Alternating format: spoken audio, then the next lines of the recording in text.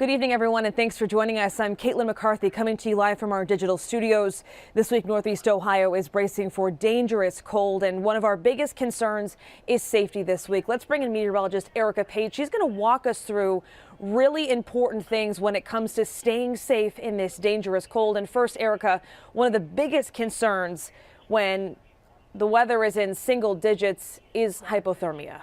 Yeah, hypothermia, frostbite, I mean, anything that's going to basically put your body at risk when you're talking these extreme cold temperatures. You want to try to avoid it, obviously, as much as possible. Now, there are going to be some instances where, you can't just stay inside all the time. It's understandable, but if you can absolutely limit that time outside, please do so the next couple of days. Unfortunately, it's something we have to talk about. I'm not necessarily saying it's probably the most common thing that we'll see. I think frostbite's probably going to reign a little bit higher up there, but just to kind of give you an idea of what your body kind of goes through when you're talking about hypothermia, and maybe some of the telltale signs, maybe if you're with family or with friends and you're, getting from point A to point B, and then all of a sudden you start to notice something is a little off, something's not quite right. I think it's important to understand what some of these warning signs are. So you'll see confusion, shivering. That is honestly one of the big ones. You wouldn't think of shivering as something that kind of cools off your body. I mean, yes, you have that natural reaction, right? When you're trying to warm up and you're really, really cold,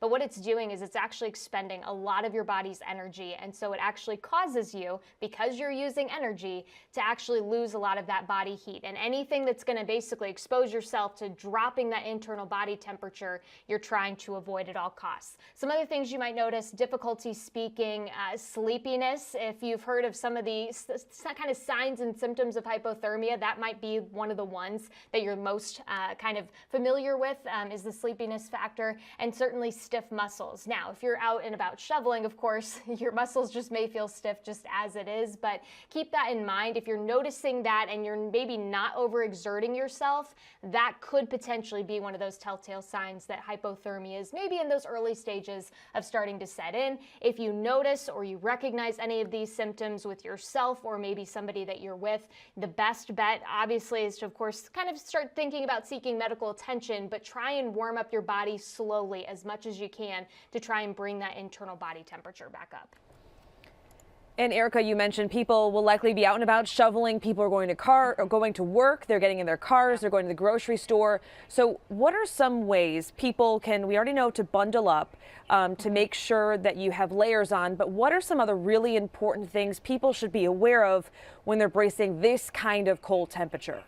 Yeah, I mean, you got to think it's not just necessarily the cold air that we're trying to protect our body against. It's also some of the wind. I mean, that's one of the things that makes these wind chill factors, like what we're going to end up seeing early this next week, so brutal for us. So yes, we say dress in layers, and we're talking more of those insulating ones. If you have things like wool socks, put those on underneath your boots, and make sure your boots then are ones that can kind of protect yourself a little bit from the wind and potentially any kind of wetter conditions. I realize that probably is not going to be as much of a concern, since anything that has been slushy or wet over the last couple of days is quickly starting to freeze now, and so probably not as much of a concern. But again, just kind of things that you need to think about a little bit more as you go through the next several days. Hat, mittens, always better than gloves. If you can keep your fingers together in one spot, it allows your fingers to stay just a little bit warmer rather than isolating them when you're talking about gloves. Scarf, put it over your face when you're going to be outside, because you want to try and protect your lungs as much as possible.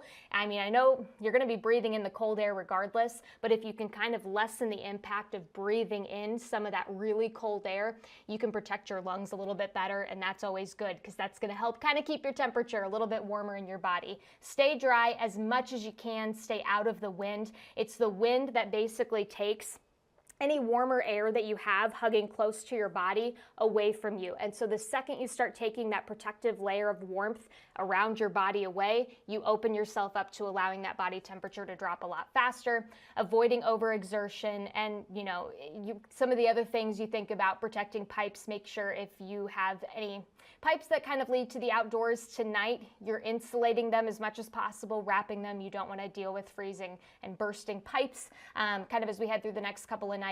Limiting time outside with your pets.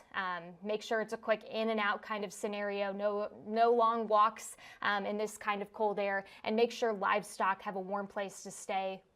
Unfrozen water, that's another big key when we're talking temperatures as cold as they're going to be. Erica, thank you. And we're going to check back in with you around 9:15 tonight here in our digital studios. We have several first alert weather days coming up this week. A lot of really cold days ahead of us. So we're going to keep an eye on the forecast, and we cannot stress this enough. It's great to have the 19 First Alert Weather app handy. You can get real-time updates from our weather team, but also a live look at the radar. And then also on the 19 News app, we're also going to have information on warming centers, which we're going to show you in just a moment here. But again, all helpful tools to get you through these next few days.